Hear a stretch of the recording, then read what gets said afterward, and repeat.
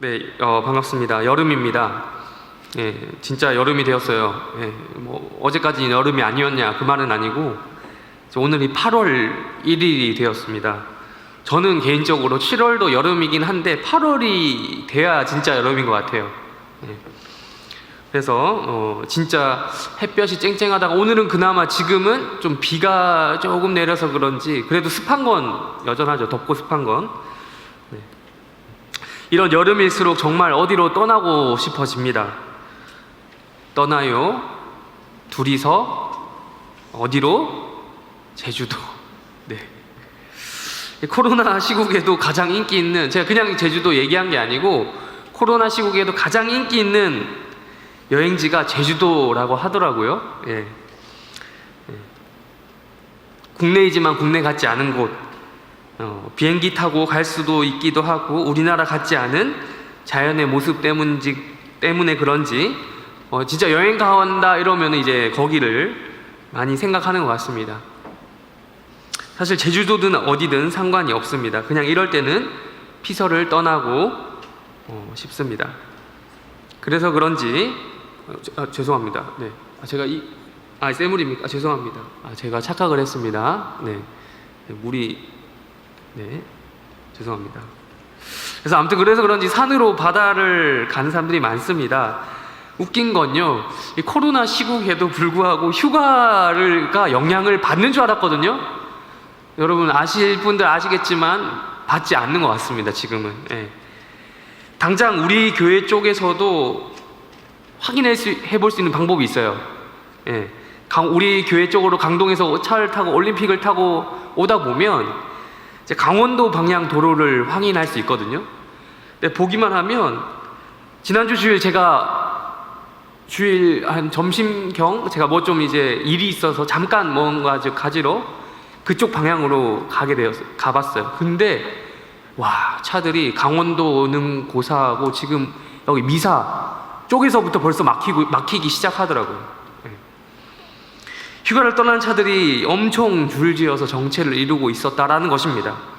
오늘도 그럴까요? 제가 보지 않았지만 오늘도 그렇지 않을까 생각이 됩니다. 네. 그럼 코로나여도 할 건 다 하더라고요. 네.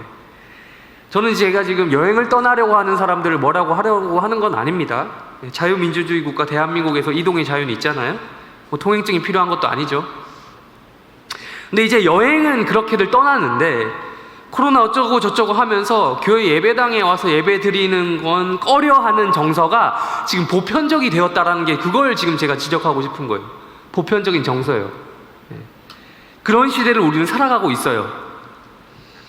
저도 뭐 8월 말에 휴가 갈 거거든요. 근데 제가 그래서 뭐 바닷가를 갈 건 아니지만 휴가 하면 또 강원도 쪽 하면 우리가 바닷가 생각나지 않습니까? 제주도 하면 또 바닷가가 있고요. 제가 이제 찾아봤어요. 진짜 내가 착각하고 있는 게 아닌가, 혹시 다들 열심히 잘 지키도록 노력하고 있는데 나 혼자 착각을 하고 있는 건 아닌가 해서 제가 영상을 찾아봤는데 요즘에 검색하면 다 나오잖아요. 뉴스나 이런 거 다 나오잖아요. 근데 여러분 진짜 물가가 가관이었습니다. 진짜 말 그대로. 제가 5인 집합 금지 유지한다 뭐 이런 말 들어보셨죠? 그렇게 하고는 있는데 어떤 식으로 하느냐, 모르는 사람 아는 사람끼리는 4명이고 모르는 사람이면 그 이상도 면적과 관련 크게 관계없이 바닷가에 옹기종기 모여 있더라고요. 이 아는 사람이 5명 이상이면 안 되는 거죠. 워터파크도 저는 워터파크 안 되는 줄 알았거든요. 되더라고요. 총 입장객의 30%는 받을 수 있다. 근데 총 입장객을 어떻게 산출을 하느냐, 그것도 기준이 모호해요. 그래서 30%는 받을 수 있어서 사람들이 가더라고요. 물론 면적 대비해서 뭐 하겠지만, 그러면서 그게 방역 수칙을 지키는 거다라고 합니다. 물 안에서는 마스크를 벗는 것이 일정 부분 허용이 된대요. 또 물 밖에 나왔을 때 마스크를 써야 된대요. 좀 이게 좀 많이 황당했습니다. 그래서 저는 그래도 사람들이 좀 적고 대충 있으니까 그런 건가 해서 봤는데 정말 뉴스를 봤더니 야, 사람들이 정말 작년에 못해서 그런지 물 뭐죠? 물난리가 아니고 뭐죠? 예. 하여튼 물놀이. 물난리래.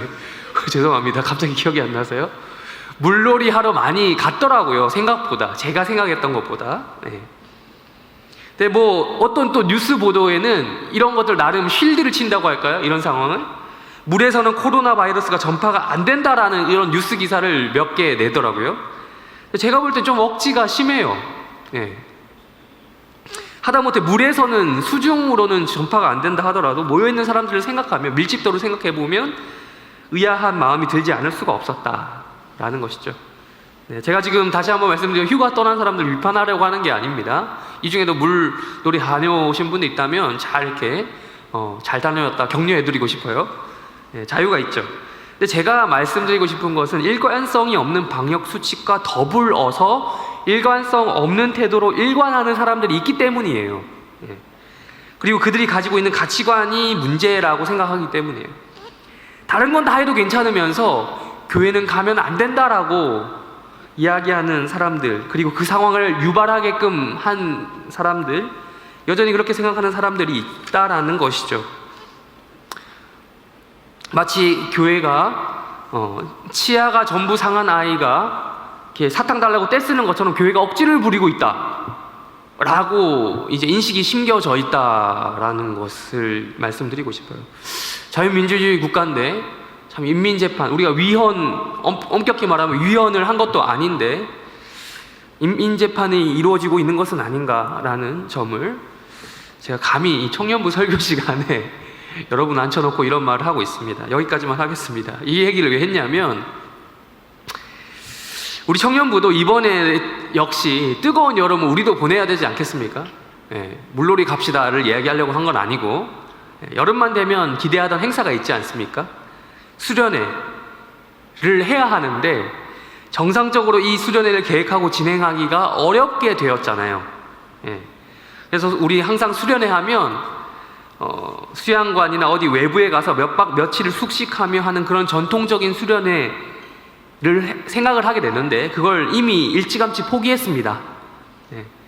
국장단이나 회의를 하면서 포기했고, 그래서 오프라인으로 들을 수 있는 주일 예배를 제외하고는 다 온라인으로 진행하려고 합니다. 네. 그래서 진짜 흥미를 가지고 스스로 접속하는 게, 온라인 하면 우리는 그거잖아요. 게임이나 뭐 SNS, 인터넷, 뭐 유튜브나 이런 영상들 시청 뭐 이런 거잖아요. 근데 그런 것들을 보면 대부분 뭐 물론 일을 컴퓨터로 온라인으로 하시는 분도 계시지만 재택근무, 그거 말고는 이제 대부분 우리가 온라인에 접속한다라고 했을 때는 우리가 특수한 경우를 제외하고는 흥미를 가지고 본인이 능동적으로 하게 되잖아요. 그걸 제외하고 온라인으로 한다라고 생각을 해보면 아무래도 수동적이 되기가 쉬운 것 같아요. 그래서 일부러 적극적으로 참여자의 역할을 극대화시키기 위해서 역할이라고 하는 뜻을 가진 롤이라고 하는 단어를, 영어 단어를 주제에 넣었습니다. 그리고 의미를 부여했어요. 이름하여 천롤 역정입니다. 수련회 주제. 다음 주 주일 8월 8일부터 15일까지 천롤 역정이라는 주제를 가지고 한 주 동안 수련회를 진행하려고 합니다. 예. 그래서 여러분 기독교 나름 짬밥이 있으신 분들은 한 번쯤 읽어보셨을 거예요. 기독교 고전소설 철로 역정이라는 것을 읽어보셨을 것입니다. 거기서 모티브를 가져왔습니다. 예로부터 지금까지 꾸준히 팔리는 기독교 고전이자 스테디셀러죠. 철로 역정. 혹시 이 중에 아직도 안 읽어보신 분들이 계십니까? 기독교인이라 불리기 조금 민망한, 교양 없는 지체가 있을까봐 그래서 이번 수련회를 이것으로 준비했습니다. 네. 이거 하고 나면 일독한 거나 마찬가지다라고 제가 인정해드리겠습니다. 제가 얼마나 권위 있는 것인지는 모르겠지만 제가 인정해드릴게요. 그래서 여러분, 많은 교회들이 작년과 마찬가지로 올해도 수련회를 진행하지 않는다라고 하더라고요. 네. 그러나 우리는 작년에도 나름 고심 끝에 수련회를 진행한 기억이 있습니다. 기억하시죠? 2020년 8월 한 달 동안 사도행전 중심으로 날주 특별호를 제작해서 날마다 행전 속으로를 진행했어요. 제가 생각해보면 지금 스스로 제가 생각해봐도 참 잘한 것 같아요. 앞서간 생각이었다라는 생각을 합니다.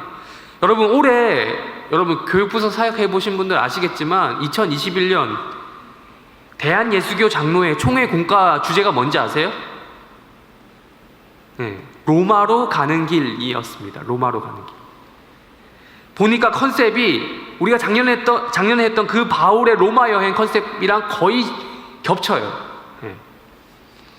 뭐 사람 생각이란 게 다 거기서 거기겠지만 또 해 아래 새 것이 없다고는 하지만 1년 앞서갔다는 생각이 제가 듭니다. 그래서 우리 해림교회 청년부의 저력 그리고 자부심을 제가 스스로 가지려고 스스로를 세뇌시키고 있었어요. 아무튼 이러한 높은 수준의 온라인 수련회를 진행해본 노하우 그리고 경력 그리고 경험이 있는 우리 해림교회 청년부가 2021년 여름 야심차게 준비한 수련회가 바로 철롤 역정이다. 작년은 한 달 하면서 좋은 점도 있었지만 상대적으로 또 집중력이 떨어졌다는 피드백도 있었기 때문에 이번 수련회는 일주일간만 정확히 8일간 진행이 된다라는 것을 알려드립니다. 바로 이 환상적인 수련회 여러분을 초청합니다. 영상을 보고 계신 여러분도 초청을 해요. 단돈 5,000원에 모십니다. 아직 등록을 안 한 지체들이 생각보다 많이 있어요. 우리 주보 보이십니까? 이 주보? 여기 이 사진 보셨어요? 등록을 한 사람들의 숫자예요. 이거밖에 안 됩니다.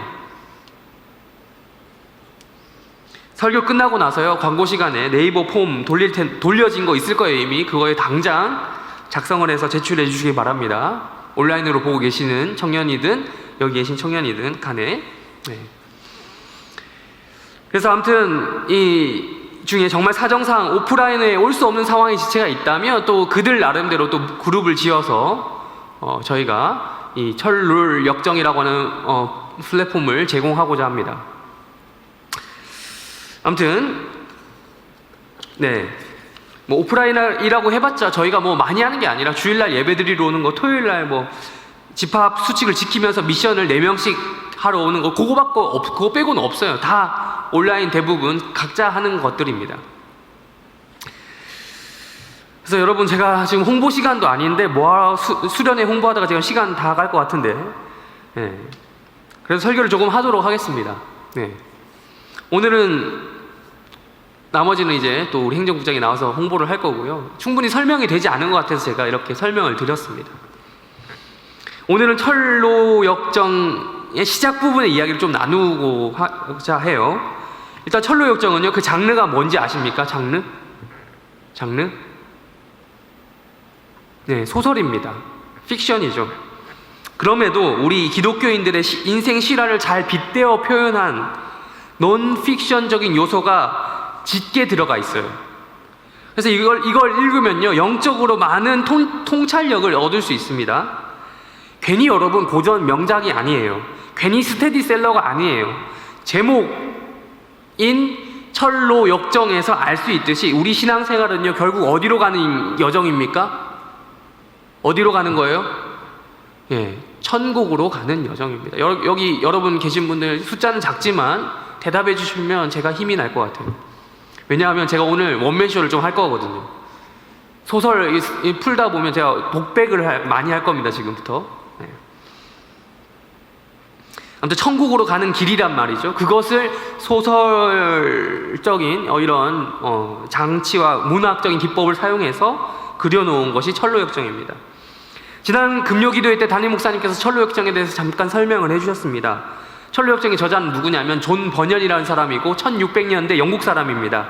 이 사람은요 대장장이 아들로 태어났기 때문에 대장장이 역할로 살았던 사람이에요. 그리고 겨우 초등학교를 졸업했던 저학력자입니다. 그런데 이 사람이 그 저학력을 가지고서도 소설을 썼던 것이죠.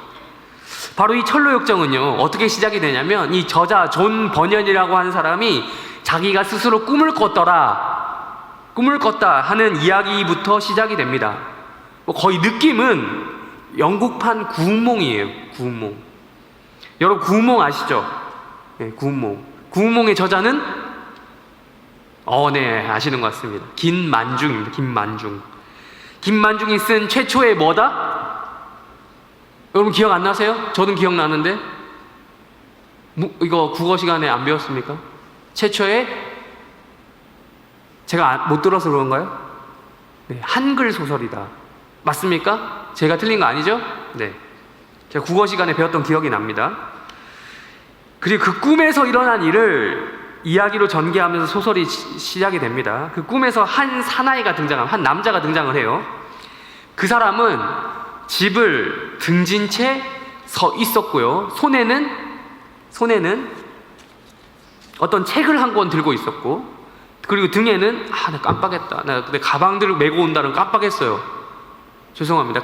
보여줘야 되는데 무거운 짐을 짊어진 상태였어요. 네.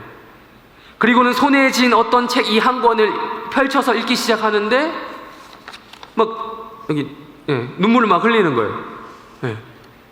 눈물을 막 흘리기 시작하는 거예요. 그러면서 막 그냥 눈물 흘리는 게 아니라 공포에 떨기 시작했던 거예요. 무서운 거죠. 그는 이렇게 말했습니다. 아니, 내가 어떻게 해야 한단 말인가? 어떻게 해야 된단 말인가? 어쩌라는 거야, 나보고? 하는 거죠. 그는 집으로 돌아가서요, 이 견딜 수 없는 마음을 자신의 아내와 아이들에게 털어놨습니다. 그러자 그의 아내가 말했어요. 여보, 일단 짐을 내려놓으세요. 일단 내려놓고 무슨 문제인지 말해보세요. 그러나 그는 짐을 도저히 풀 수도 없었고 내려놓을 수도 없었어요. 불가능했어요. 그 남자는 이렇게 말했어요. 여보, 얘들아, 내가 읽은 이 책에는 하늘에서 불덩이가 쏟아져서 우리가 살고 있는 도시를 잿더미로 만들 것이라고 해. 우리 모두 도망가야 해. 우리 같이 도망가자. 우리 가족 다 살자. 그들이 살고 있었던 도시의 이름은 멸망의 도시였습니다. 그러자 아내가 이렇게 얘기했어요. 에이 여보, 마른 하늘에 날벼락 떨어지는 소리 하지 마세요. 여보, 이 동네가 얼마나 행복지수도 높고 서로 입주하려고 난린 곳인데 우리 얼마나 고생해서 돈 모아서 여기 들어왔잖아요. 학군도 좋아서 애들 교육하기에도 딱이고 지난 고생길 다 있고 이제 꽃길만 걸으면 되는데 여기서 행복하게 살면 되는데 왜 자꾸 그러시는 거예요? 아니, 전 그렇게 힘들면 다니던 직장 쉬는 건 괜찮아요. 제가 그 정도는 이해해 드릴게요. 너무 고생했잖아요. 그런데 그렇게 말씀하신 건 좀 심해요. 우리 무슨 이 도시가 잿더미 되느니 하면서 그런 발언하면 우리 집값 떨어져요.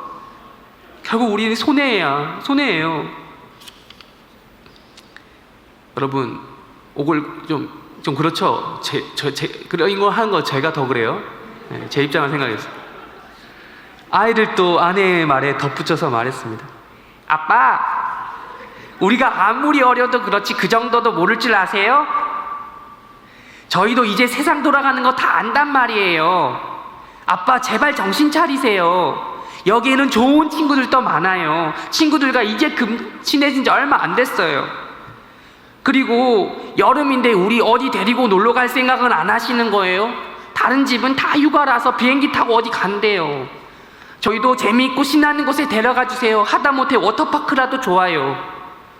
옛날에 우리에게 잘해주시던 그 아빠가 그리워요. 잘 놀아주고 용돈도 많이 주시던 그 아빠 돌아와 주세요. 이렇게 얘기했어요. 결국 이 남자는 자신이 사랑하는 가족, 아내와 아이들에게 무시당했어요. 가족들은 아버지의 정신이 이상해졌다라고 생각한 것이죠. 이 남자는 계속해서 출근도 하지 않으면서 날마다 혼자 넓은 공원을 거닐면서 괴로워하는 날을 지속했습니다. 또 책을 읽고 또 읽으면서 멸망에 대해서 생각을 했습니다. 그리고 언젠가는 멸망을 당하게 될 운명을 슬퍼했습니다. 자기 동네에 그런 사람이 있다는 것을 알게 된 지역 주민들은 이 남자가 미친 것이 아니냐는 판단을 내리기 시작했습니다. 에휴, 불쌍해. 가족들을 위해 미친 듯이 기계처럼 일하며 돈을 벌어 처자식 먹여 살리더니 진짜 미쳐서 정신이 나갔군. 적당히 했었어야지. 불쌍해. 아니야, 그 사람 괜찮았다고. 그런데 뭐라더라, 그 책 이름이? 그 이상한 책만 안 봤어도, 이 책만 안 봤어도 평범하게 살던 애로 똑같이 살았을 거야. 그거 다 이거 이상한 책 때문이야, 그거. 그 사람 잘못이 아니라 책이 이상해서 그래. 그 사람이 사상이 이상하게 된 거라고. 일어나지 않았어도 될 일을, 그것도 매우 비과학적이고 상식적으로 말도 안 되는 일을 지나치도록 심각하게 걱정하고 있다니까. 뭐 혼자 영화라도 찍나? 이게 뭐 시나리오야? 혼자 영화 그 시나리오대로 하는 거야? 참 답답한 사람이야. 단단히 미쳐버렸어. 이렇게 지역 사람들에게 완전 미친놈 취급을 받고 있던 이 사람은 어느 날 여느 때처럼 들판을 거닐면서 책을 읽고 있었습니다. 일반적으로 우리 같은 사람은 똑같은 내용을 계속 접하면 어떻습니까? 익숙해지게 돼 있어요. 젖어든다고 하죠. 네. 예를 들면 흡연가들이 그렇잖아요. 그렇다고 해서 제가 지금 흡연에 경험이 있다고 얘기하는 건 아니에요. 저는 흡연을 해본 적이 없어요. 제가 참 나실인이라고 태어나서 제가 술 한 번, 담배 한 번 입에 대본 적이 없어요. 네. 아무튼 요즘에 담배 어떻게 나옵니까? 담배 껍데기에 보면 후두암, 폐암 등 흡연으로 인해서 오게 되는 각종 위험에 대해서 노골적으로 적나라하게 막 그려져 있잖아요. 사진이 쓸려 있죠. 예전에는 담배 포장지 되게 멋있었거든요. 요즘에는 법이 개정되어서 경고 표시와 함께 보기만 해도 끔찍한 그런 사진이 실려져 있잖아요. 사람이 그걸 처음 보면 아무리 애언가라고 하더라도, 꼴초라고 하더라도 처음에 그거 봤을 때는 진짜 담배 피우면 안 되겠다, 흡연하면 이렇게 되겠다 라고 생각을 하죠. 그런데 그것도 잠시뿐이지 익숙함에 젖으려면 어떻게 됩니까? 그러려니 한다라는 거예요. 암이든 뭐든 그냥 자주 보던 거니까 아무리 경고를 하고 암에 걸려 고생하고 있는 사람의 사진을 보여주고 해도 아무렇지도 않게 생각한다라는 거예요. 당장 나에게 일어날 일이 아니라는 거죠. 뭐 비슷한 걸로 그러죠. 19금 영화도 그렇지 않습니까? 뭐 왕좌의 게임 이런 거 보셨습니까? 자극적인 내용이 반복해서 등장하잖아요. 그러면 처음에는 이러다가 처음에 이렇게 되고 이렇게 본단 말이에요. 그러다가 나중에 손도 다 떼고 본단 말이에요. 네. 그러려니 하게 되는 게 인간이라는 거예요. 자주 보게 되면, 자주 접하게 되면. 이처럼 아무리 강력한 경고의 메시지를 읽었다 하더라도 계속 접하다 보면 익숙해지고 그러는가 보다 하게 되는데, 이 책을 읽은 이 남자는 그렇지 않았다라는 거예요. 그날따라 이 책을 읽는데 그러려니 하고 넘어가는 게 아니라 더욱더 두려움과 공포에 떨기 시작하는 겁니다. 더욱더. 하늘에서 불덩이가 떨어져서 이 도시를 잿더미로 만들 것이다. 내가 어떻게 해야 구원을 얻을 수 있단 말인가? 라고 절규하면서 눈물을 다시 한번 펑펑 흘리기 시작했던 것입니다. 그런데 그때 어떤 한 사람이 나타났어요. 그 사람의 이름은 전도자였습니다. 영어로 에반젤리스트, 전도자였습니다. 그 전도자가 남자에게 왜 울고 있는지, 그리고 어떤 이유로 절규하고 있는지 물어봤습니다. 그래서 이 남자는 신락 같은 희망으로 자초지종을 다 설명해 줬어요. 물론 자기 가족조차도 자신의 감정을 이해할 수 없었고 정신 나간 사람이라고 했지만, 그래도 이 전도자라는 사람만큼은 나를 이해해 주지 않을까라는 생각이 들었어요. 그래서 절망 가운데 놓여 있는 자신의 현실과 마음을 다 털어놓았어요. 네. 그래서 이렇게 말했습니다. 도와주십시오. 저는 이대로 불덩이가 쏟아지는 심판 가운데 죽고 싶지 않습니다. 살려주십시오. 내 등에 이 짐도 너무나도 무겁습니다. 저는 구원을 받고 싶습니다. 이 짐을 내려놓을 방법을 알려주십시오 라고 간절히 요청을 했습니다. 그러자 이 전도자라는 사람은 두루마리 하나를 그 남자에게 건네주었어요. 그 두루마리에는 이렇게 적혀져 있었습니다. 닥쳐올 진노를 피하라. 두루마리를 열어봤더니 그렇게 적혀져 있었던 거예요. 닥쳐올 진노를 피하라. 네, 그래요. 불덩이가 쏟아지는 심판 가운데 죽지 않는 방법, 살아날 수 있는 방법은 어려운 것이 아니었어요. 간단했습니다. 피하면 됩니다. 진노가 임하는 그 장소를 피하면 되는 것이었어요. 그런데 그는 왜 그걸 생각을 못했냐? 그가 살고 있었던 멸망의 도시를 떠난다라는 것을 그의 생각 가운데 상상도 할 수 없었던 일이기 때문이었어요. 그가 가진 세계관으로는 이런 생각을 해낸다는 자체가 전혀 불가능했습니다. 마치 중세시대 때 지구를 중심으로 태양이 돌고 있었다라고 생각했던 그 천동설 아십니까? 예. 그걸 모두가 당연히 믿고 있었던 것처럼 그랬던 거죠. 그러나 결국 무엇이 맞았습니까? 지동설이 맞았죠. 전도자에게 묘수풀이 방법이 바로 이거였던 거예요. 지동설. 천동설 아니고 지동설이야. 코페르니쿠스적 전환이 지금 이 남자에게 일어나는 순간이었습니다. 아, 피하면 되는 문제였구나. 피하면 되겠구나. 그걸 왜 굳이 내가 감당하려고 했을까? 왜 부딪히려고 했을까? 왜 바위로 계란으로 바위를 치려고 했을까? 더럽고 무서운 피하면 되는 건데, 피하면 해결되는 문제였는데 왜 내가 그걸 몰랐을까? 아이고 바보. 선생님, 전도자님, 그렇다면 어디로 피하라는 말씀이십니까? 라고 다시 한번 물었습니다. 다시 한번 물었더니 전도자는 손가락으로 어딘가를 가리키면서 아주 짧고 굵게 대답을 했어요. 저기 환한 빛이 비추이는 저기 좁은 문으로. 저기 빛이 비추고 있거든요. 실제로 지금 저 비추니까 제가 눈이 좀 지금 부셔요. 네, 저기 좁은 문으로. 그때 그는 그의 이름을 확인할 수 있게 됐습니다. 이름을 받게 되었어요. 원래는 노네임, 이름이 없었어요. 무명이었어요. 그런데 그냥 남자였어요. The Man이었어요. 근데 여기서 이 사람은 크리스천이라고 하는 이름을 받게 됩니다. 여러분, 우리가 다음 주부터 하게 될 수련회에서 여러분 명찰을 받게 될 거예요. 이곳에 오프라인으로 오게 되시는 분들, 명찰을 받게 될 것입니다. 명찰을 받는 행위는 바로 이 천류역정 소설의 이 장면을 상징화해서 우리가 받고자 하는 것입니다. 원래 우리는 모두 이름이 없는 자들입니다. 무명입니다. 그냥 세상을 살아가는 그 남자, 그 여자예요. 인류 역사상 우리는 그저 남자 1호, 2호, 3호, 여자 1호, 2호, 3호, 10호, 100호 뭐 이런 식으로 이런 존재에 불과했다라는 겁니다. 그러나 우리는 모두 어느 지점에 이르러서 크리스천이라고 하는 이름을 받게 된 자들입니다. 남성은 크리스천, 여성 크리스틴 하겠죠. 지금은 유럽에서 많이 사용되는 평범한 이름이기도 하지만 원래 직역하면 말 그대로 기독교인입니다. 기독교인.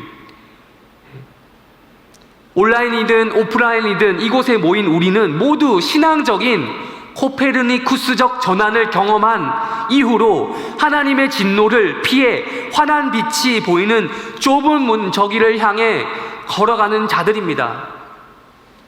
이러한 길을 걸어가게 된 모든 사람들을 가리켜서 크리스천, 즉 기독교인이라 부른다라는 것입니다.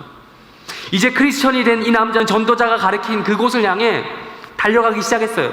막 달려간 거예요. 근데 이 전도자가 크리스천이 달려가는 것을 발견했던 크리스천의 아내와 아이들이 있었어요. 그들이 발견했어요. 돌아오라고 소리쳐 부르기 시작한 거예요. 여보, 어딜 가는 거예요? 아빠, 우리를 두고 어디를 가시는 거예요?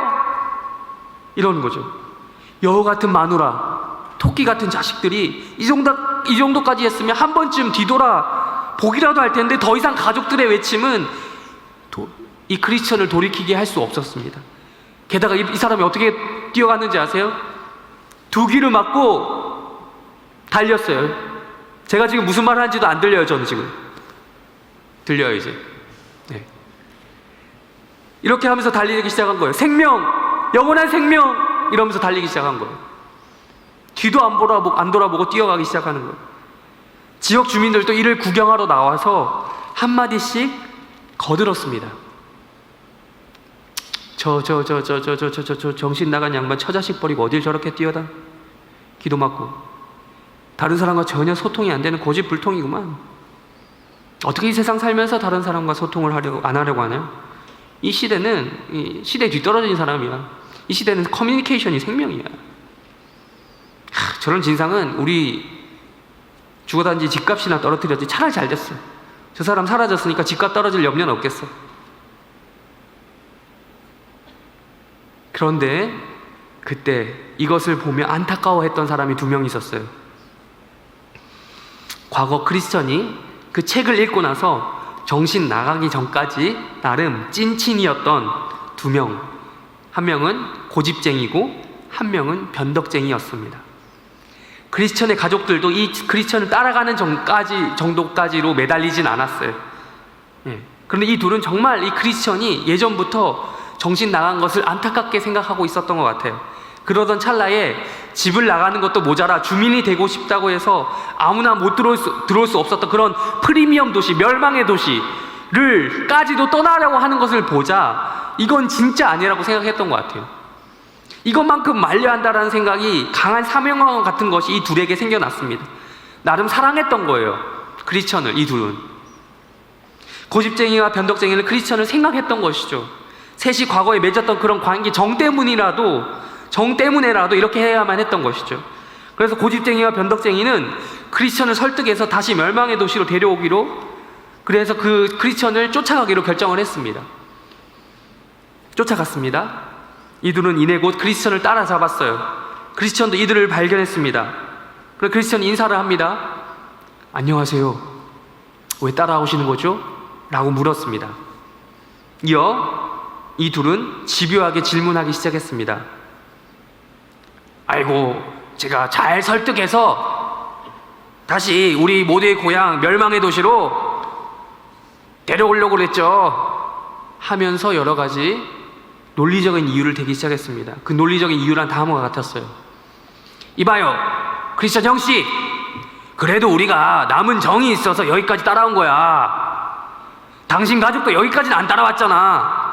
근데 우리는 따라왔다고. 나 고집쟁이와 여기 변덕쟁이가 당신을 생각해줘서 온 거라고. 그런 거 보면 당신 사회생활 아주 못한 건 아니란 말이야. 이렇게 당신 생각해주는 사람도 있고 말이지. 그것도 우리같이 멸망의 도시에서 꽤나 클래스 있는 둘이라면 더더욱 그렇지. 그래, 당신 좀 고마워해. 아니, 그래서 하나 또 물어나 봅시다.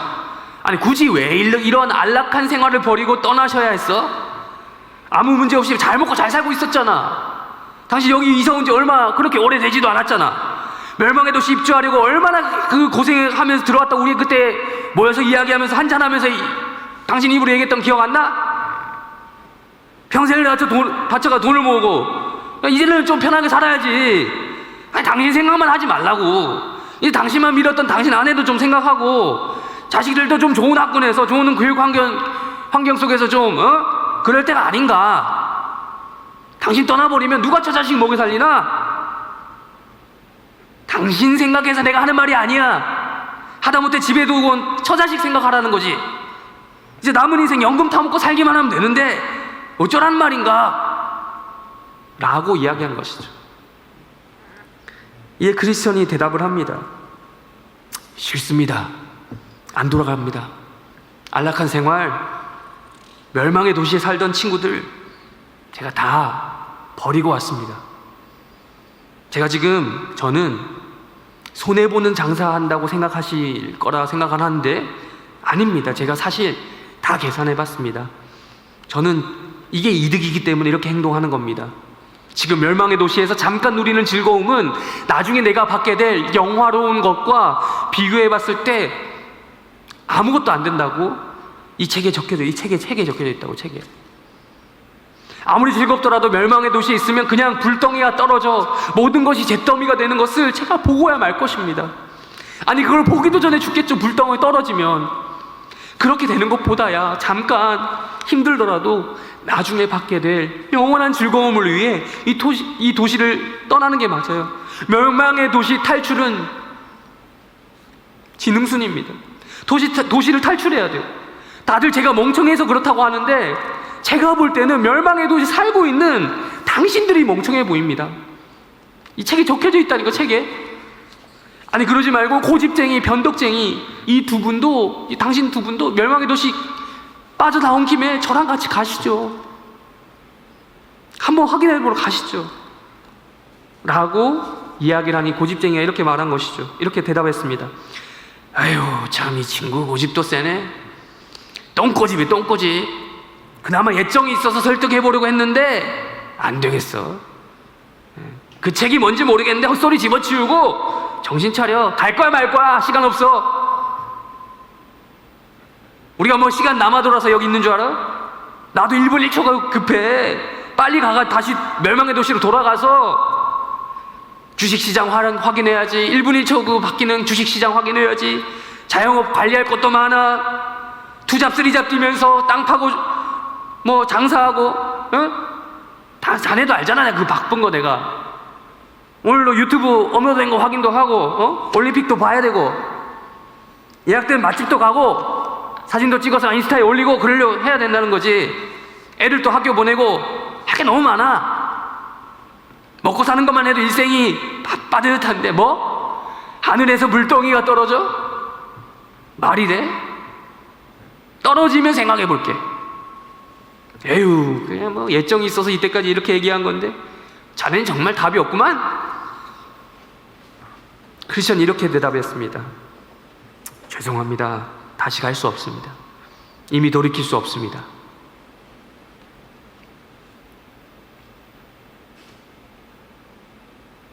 고집쟁이는 여기서 다시 집으로 멸망의 도시로 돌아갔습니다. 그런데 여기서 놀라운 일이 생깁니다. 변덕쟁이가 동행하기로 결심을 한 거예요. 이렇게 말하면서요. 아, 고집쟁이 씨, 생각해보니까 그러네요. 크리스천의 고집쟁이에게 먼저 얘기한 거예요. 죄송합니다. 고집쟁이에게 먼저 얘기한 거예요. 대본이 꼬였어요? 네, 이해해 주세요. 고집쟁이 씨, 생각해보니까 그러네요. 크리스천의 말이 사실일 수도 있잖아요. 저는 개인적으로 이 크리스천의 말을 들으니 따라가고 싶어졌어요. 결심했습니다. 한번 가볼래요. 끝까지 운명을 같이 해볼 예정이에요.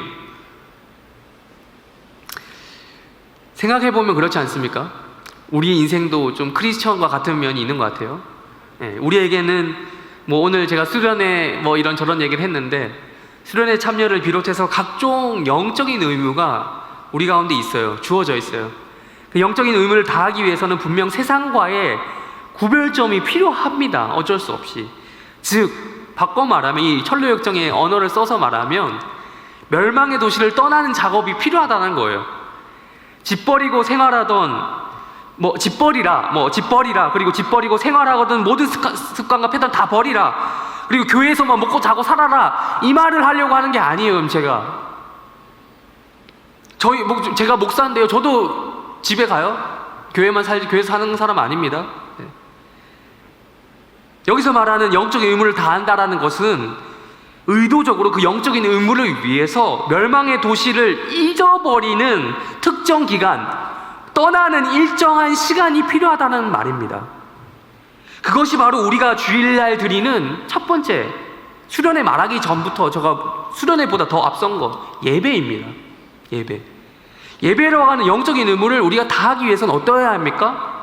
세상의 모든 다른 채널들을 다 차단해야 되지 않습니까? 그래야 전도자가 크리스천 보고 가르쳤던 그곳, 저기 좁은 문, 좁고 작아서 잘 보일 것 같지 않지만 세상 그 어느 곳보다 환해서 잘 보이는 그 좁은 문이 보이기 위해서는 우리가 세상의 수많은 채널들을 차단해야 돼요. 그리고 멸망의 도시를 떠나야 됩니다. 동시에 그렇기 때문에 우리는 주일 예배를 비롯해서 새벽 예배, 금요일 수요예배 이런 거 있잖아요. 우리가 그런 영적인 의무들을, 그런 등등의 예배들을 통해서 영적인 의무를 다하도록 노력해야 돼요. 근데 제가 지금 여러분, 물론 꼭 예배에 물리적으로 나 하루도 빠짐없이 다 참여했어, 그거를 드러내고 자랑하고 그걸 주장하라는 말이 아닌 거 아시죠? 네. 그렇게 빠짐없이 참여한다고 무조건 영적 의무를 다한다라고 볼 수는 없어요. 하지만 크리스천처럼 나에게 달콤함을 가져다주는 그 멸망의 도시를 떠나고자 하는 의지를 얼마나 우리가 가지고 있으며 영적인 의무를 다하려고 노력하고 있는지 제가 지금 물어보고 있는 겁니다. 여러분, 청소년 때 이야기를 좀 해볼까요? 중고등부, 청소년부 때 수련회 가보셨습니까? 그때? 네. 그때 선생님들과 밀당해본 경험 있으세요? 여기 계신 분들 다 착하셔서 수련회 가자 얘야 누구야 이러면 다 가셨습니까? 밀당하는 친구들 있잖아요. 경험 있으신 분들도 계실 거고. 방학에 선생님, 방학에 저 학원 가야 되는데요. 특강이 있는데요. 그때 수업이 있는데요. 어디 딴 데 놀러 가야 되는데요. 가족 여행이 있는데요. 수련회 가야 되나 말아야 되나 끝없는 고민들이 이루어지는 치열한 사투의 현장 아닙니까? 수련회 가자고 독려하려고 사역자들과 교사들이 얼마나 많이 기도하며 권유했습니까?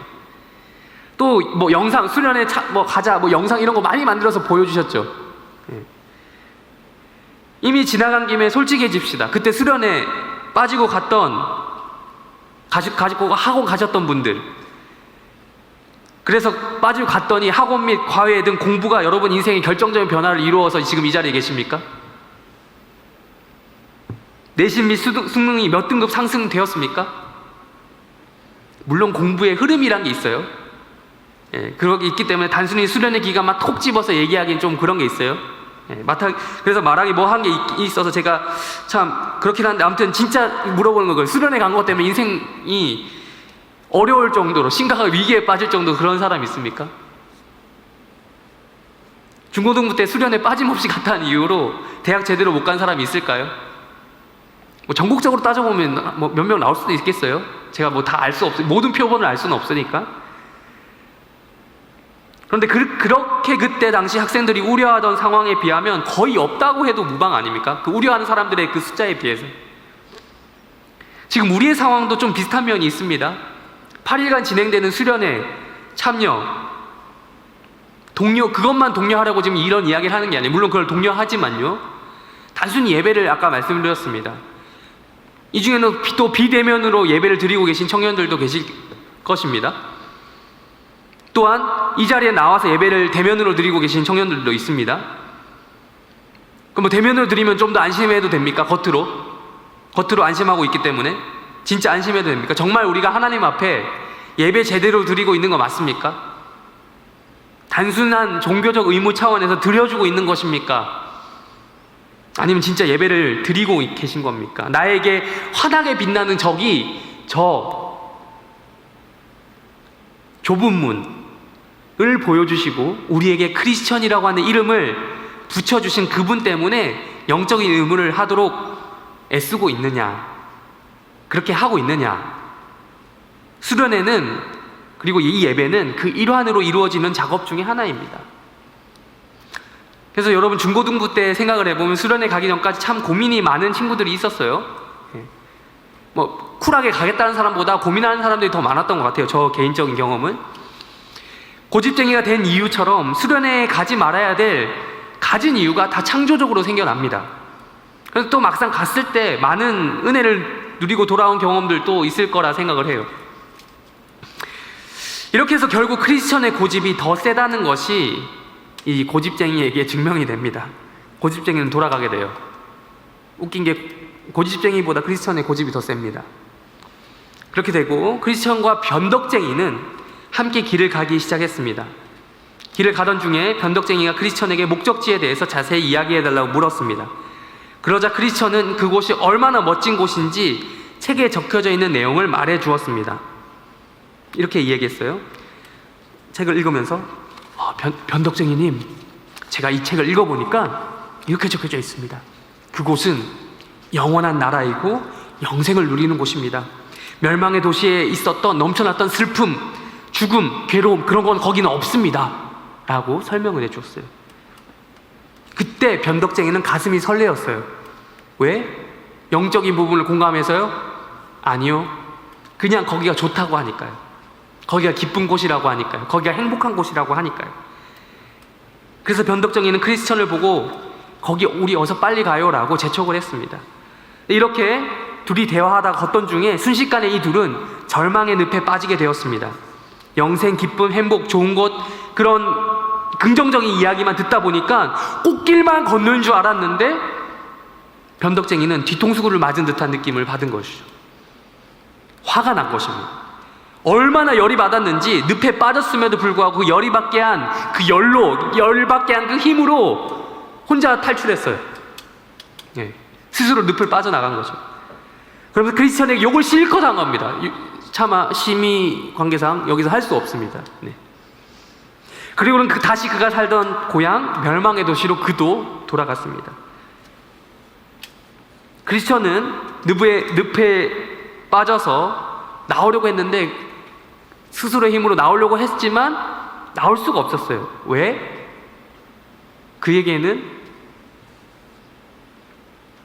변덕쟁이가 없었던 곳이 있었거든요. 뭐 때문에? 네, 제가 가져왔어야 되는데, 보여줬어야 되는데, 보여주면서 이렇게 등에 짐을 지고 있었거든요. 그냥 짐도 아니고 무거운 짐을 지고 있었거든요. 등에 짐이 무거웠기 때문에 나오려고 하면 할수록 더욱더 늪에 빠져들어갔습니다. 사랑에 빠진 게 아니라 늪에 빠진 거예요. 절망의 늪에. 이 늪의 이름은 절망이었습니다. 이 늪은 죄의식이라고 하는 그런 것으로 만들어진 늪이었기 때문에 크리스천은 자신의 절망적인 상황, 즉 죄의식, 죄를 상징하고, 등에 짐은 죄를 상징한단 말이죠. 죄를 상징하는 그 등에 지고 있는 짐의 존재를 깨달으면 깨달을수록, 그 죄의 무게를 깨달으면 깨달을수록 더욱더 깊이 빠져들어갔어요. 죄의식의 깊이. 그런 무서운 곳이었습니다. 그런 절망 가운데 더욱더 깊은 절망 속으로 빠져들어갈 때, 그때 크리스천에게 누군가 소리쳤어요. 내 손을 잡으십시오 라고 누군가 크리스천에게 소리치었어요. 그 사람의 이름은 도움이었습니다. 생긴 걸 보니 몸짱이었어요. 운동 평소에 많이 한 사람이었어요. 도움이라는 사람이 근육질에 손을 내밀었어요. 그때 크리스천은 손을 잡고 빠져나올 수 있었습니다. 생각해보면 우리 인생길이 좀 그렇습니다. 막상 우리가 신앙생활 마음 다잡고 제대로 해보려고 해도 꼭 신앙생활 아니어도 그렇죠. 내가 요즘에 너무 내 삶이 너무 엉망인데? 라고 생각하는 사람들도 마찬가지겠죠. 똑바로 살아야지, 올바로 살아야지 마음을 먹었어도요, 막상 그 마음을 먹고 제대로 살아가려고 하다 보면 우리에게 놓여있는 것은 꽃길만 있지는 않다라는 것입니다. 그게 문제죠. 내 안에 약함과 동시에 내 안에 약함과 악함이 우리를 괴롭힙니다. 죄가 등의 짐처럼 나를 괴롭힙니다. 또한 늪처럼 죄의식이 우리를 붙잡으려고 괴롭힙니다. 죄의식이 우리를 떠나지 않습니다. 야, 네가 아무리 예배 열심히 드리려고 결단해봐야 거기 또 무너져. 너 죄가 이렇게 얘기해. 죄의식이 우리를 그렇게 사로잡는 거예요. 야, 거기서 거기라니까 뭐 수련해? 그딴 거 한다고 네가 달라지냐? 그것도 온라인이라며. 이번에 되도 않는, 어줍지 않은 프로그램 8일 한다고 네가 달라지냐? 하루라도 제대로 할래? 아무리 발버둥 쳐봐야 안 돼. 너는 이미 등에 짐을 지고 있는 죄인이라서 안 될 인간이라니까. 안 될 인간. 떠나봐야 죄인이라는 사실 변함이 없고 망할 거야. 너 출신 자체 너 생각해봐. 너 어디 출신이야? 무슨 도시? 멸망의 도시. 또 망한다니까.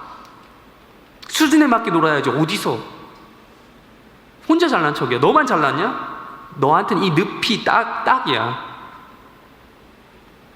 이게 바로 우리를 절망하게 만드는 죄의식이죠.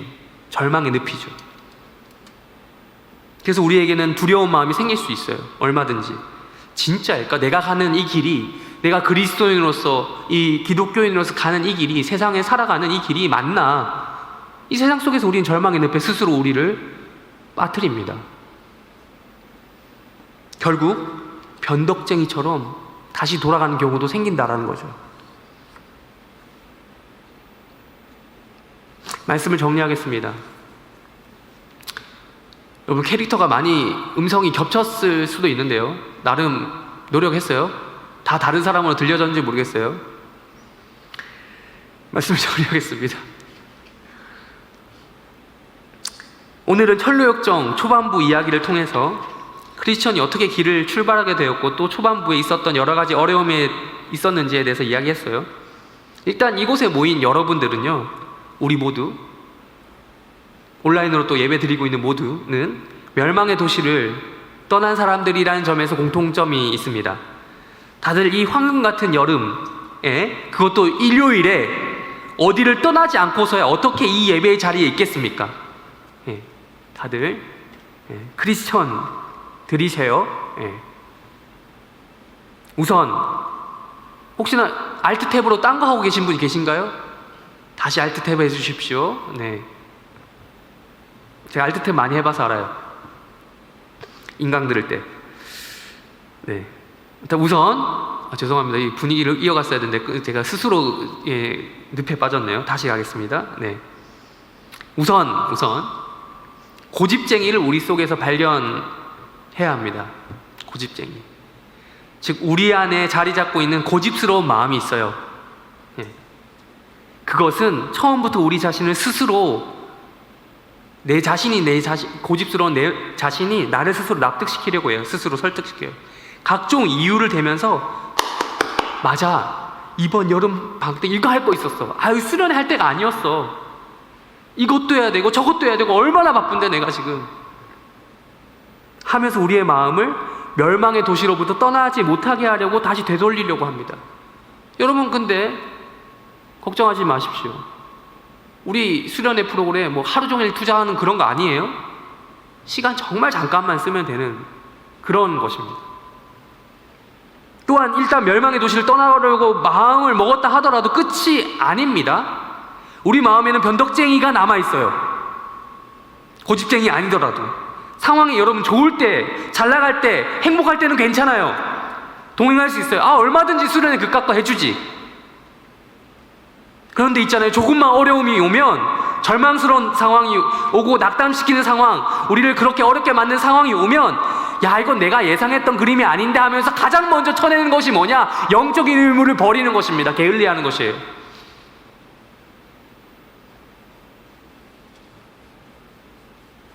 그 길을 포기하고 다시 돌아가는 것이죠. 크리스천이 떠나기로 했던 이 길은 쉬운 길이 아니죠. 물론 이 길의 끝에는, 마지막에는 영원한 생명이 보장되는 천국이 기다리고 있습니다. 이걸 모르는 사람은 없을 거예요, 이 중에. 그렇다고 해서 이 길이 쉬운 길이라고 이야기한 적은 없어요.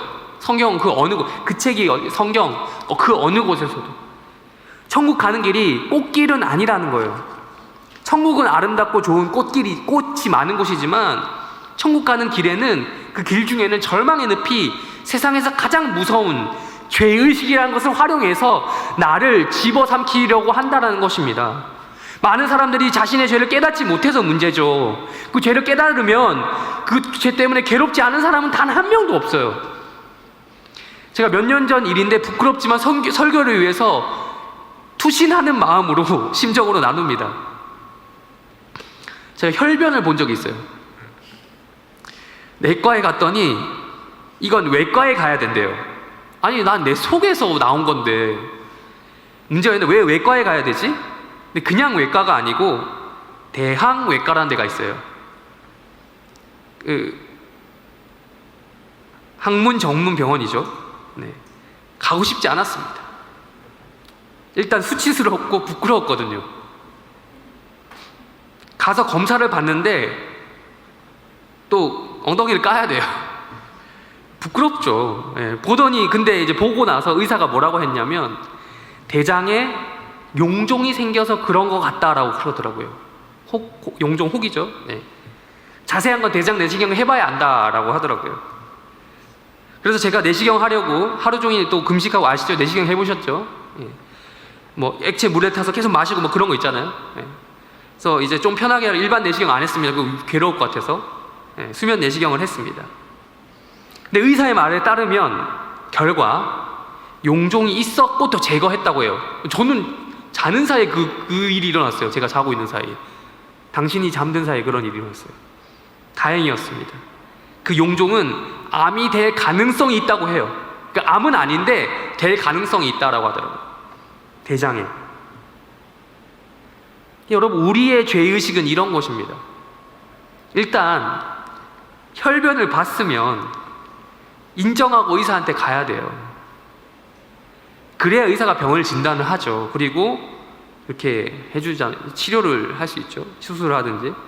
근데 여러분, 인정하지 않으면 아유 괜찮아, 잠깐 장이 실수한 걸 거야, 매운 거 많이 먹어서 그런가? 에이 그럴 수도 있지 하고 그냥 넘어갔다면, 그냥 살았으면 어떻게 됐을까요? 몇 년 전의 일이었으니까 저는 이 자리에 없을 거예요. 없을 수도 있어요. 없을 거라고 단정을 할 때 없을 수도 있어요. 마찬가지로 하나님께서도 말씀을 통해서 우리 영적인 상태, 영적인 병을 진단하십니다. 의사가 용종이 있습니다. 그대로 놔두면 암으로 발전합니다. 엉덩이 빨리 까세요. 부끄러워도 그래도 그렇게 검사 안 하고 수술 안 하면 안 됩니다 라고 말하는 것처럼 하나님의 말씀은 우리에게 뭐라고 진단하냐면 당신은 죄인입니다 라고 진단을 합니다. 뭐라고요? 난 잘못한 것도 없는데? 내가 뭘 잘못했는데? 아니 잠깐 그냥 양심에 찔려서 그런 걸 거야. 남도 이 정도는 다 해. 그럴 수도 있지 하고 그 넘어가면 어떻게 됩니까? 멸망의 도시로 돌아가면 다 죽는 것입니다. 부끄러워도요, 엉덩이를 까고 검사를 받고 대장 내시경도 받고 해야 된다는 거죠. 마찬가지로 죄를 깨달을 때는 우리 자신이 너무나도 수치스럽고 부끄러운 경험을 하게 됩니다. 죄의식이 우리를 절망스럽게 만들고요, 인정하고 싶지도 않게 만들고 그래요. 그런데 그러더라도 다시 멸망의 도시로 돌아가면 된다는 겁니까? 안 된다라는 거예요. 우리의 마음이 변덕쟁이처럼 변하면 됩니까? 안 된다라는 거예요. 우리의 병을 인정하기 싫다고 그래서 마음이 괴롭다고 병원을 나와서 다시 돌아가면 그 길은 곧 무슨 길이냐? 진짜 멸망받는 길이에요. 꽃길이 아니라고 꽃밭을 포기하겠습니까? 멸망의 도시에서 빠져나와야 합니다. 우리 오늘 말씀 한 번만 더 읽어볼게요. 읽으면서 마무리하도록 하겠습니다. 18장 4절, 계시록 18장 4절 우리 한번 읽도록 하겠습니다. 시작. 또 내가 들으니 하늘로부터 다른 음성이 나서 이르되 내 백성아 거기서 나와 그의 죄에 참여하지 말고 그가 받을 재앙들을 받지 말라. 요한계시록 18장 말씀은요, 바벨론, 여기가 이제 거기서 나와, come out이라는 영어 단어가 있어요. 거기가 어디냐면 바벨론이에요. 바벨론은 상징합니다. 어디? 이 세상, 이 철로역정의 단어로 바꿔 말하면 멸망의 도시를 상징하는 것입니다. 거기로부터 나와라는 거예요. 당장 나와라는 겁니다. 그래야 진노를 피할 수 있다. 하나님의 진노를 피할 수 있다. 고집스럽게 멸망의 도시에 남아있으면 어떻게 된다는 것입니까? 망하는 거예요. 세상에 소망을 두고 있으면 망한다. 거기에 미련을 두고 있으면 망한다라는 거예요. 또한 변덕스러운 마음으로 다시 되돌아가면 안 된다라는 것입니다. 우리 철롤 역정이라는 수련회, 온라인으로나마 진행되는 이 수련회 프로그램을 통해서 우리가 이 더운 여름 멸망의 도시를 탈출해서 천국길을 잘 걸어가기를 소망합니다.